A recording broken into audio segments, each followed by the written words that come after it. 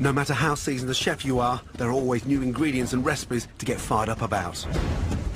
Do not touch it.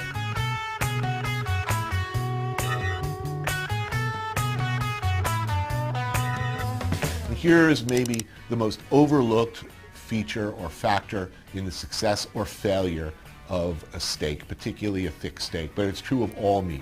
This magical period immediately following its removal from the heat, it should rest on the board, meaning sit there at room temperature for 5 to 7 minutes, at which point stay away from it. Don't touch it. Don't poke it.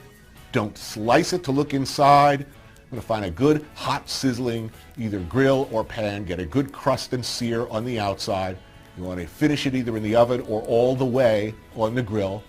Do not start slicing it into slices right away. What's going on inside is it is continuing to cook, but even more importantly, the juices are distributing themselves in a truly wonderful alignment. That's why if you cut into a steak too quickly off the barbecue, you get this sort of bullseye pattern instead of what it should be, a gentle graduation from red to various hues of pink to the outer crust. All the difference in the world between a good steak and a totally messed up steak is going on in that period of time that you're just doing nothing. Nothing. And then just let it sit. Don't wrap it in foil. Don't cover it. Don't poke it. Don't prod it. Don't even look at it. Just let it sit there. Leave it alone. Again, mature steaks. And as always, I'll make my paste and my seasoning. So with the beef, we'll use the beef cube. Tiny bit of olive oil in that to make that paste. It's approximately half a cube of steak. Right, the guide to cooking a perfect steak. Hot pan. The secret here is to make sure that we literally sear the steak and not boil it. Season it first. Beautifully done. Get some nice large grains of pepper, so you got a nice bit of heat. Mop up all that seasoning and sort of push in. The four most important parts to make sure you take them out of the fridge 20 minutes before you actually start cooking them. Cooking a steak, that's...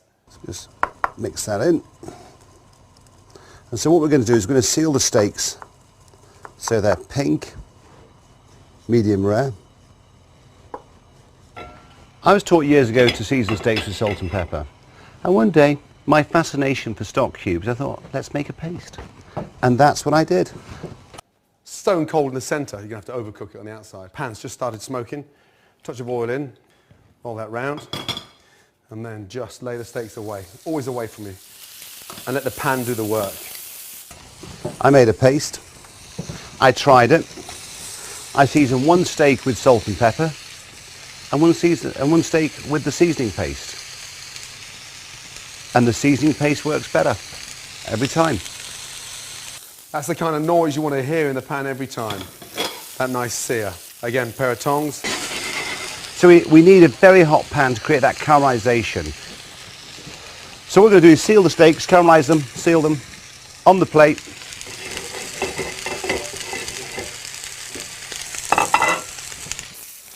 Turn it over very carefully. Literally 30 seconds in the pan, you can see the colour. Beautiful. That layer of fat on the back of the sirloin, you want to render that down as well. That's it there. So hit that into the pan. Use the pan to your advantage. Tilt the pan, let all that hot fat, olive oil run down the back, and it starts to sear the steak even better. Back in with the steaks, and there we are. This is more a traditional. You can put a little bit of garlic in. Nice little flavour of the steaks. Doesn't need to be peeled. Just lightly crush and then that gives a really nice flavour to the steak. Turning every minute so you've got that nice even colour. Go home Saturday night, me and the wife, peppered steak. And if you're turning your steaks every minute, it starts to cook evenly. A little bit of thyme. It's really nice to get that nice fragrant. Still have time. A touch more. I quite like my steaks rare, so rare's here, opposite the palm, at the top. Medium is there, and well done is at the top of your wrist. Deglass with some Worcester sauce, bit of cream, and it's delicious. But little knobs of butter. And this is where the steak starts to take on a completely different flavour. Tilt the pan, then just baste the steaks. That fried thyme, that garlic, nothing's burning, and that's why we started off with olive oil. And so we'll take these out. So there's our steaks.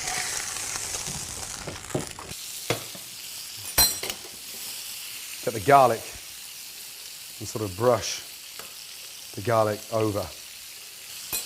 Off with the gas. Generous amount of Worcester sauce, and then just add some cream. Some green peppercorns, optional.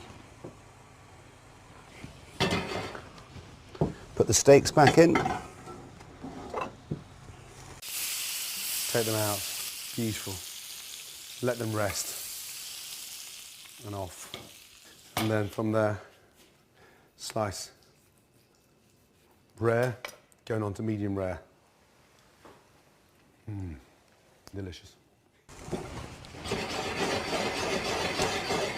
And there's steak au poivre. There we are.